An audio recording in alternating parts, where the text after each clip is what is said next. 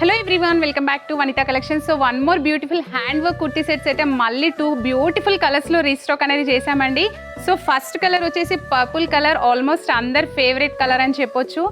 మీరు యోక్ అంతా అబ్జర్వ్ చేయొచ్చు, బ్యూటిఫుల్గా హ్యాండ్ వర్క్ వస్తుంది with pearls and beads work. So టోటల్గా హ్యాండ్ వర్క్ వస్తుందండి. అండ్ హ్యాండ్స్ వచ్చేసి 3/4 హ్యాండ్స్, ఈవెన్ హ్యాండ్స్కి కూడా బ్యూటిఫుల్ వర్క్ వస్తుంది.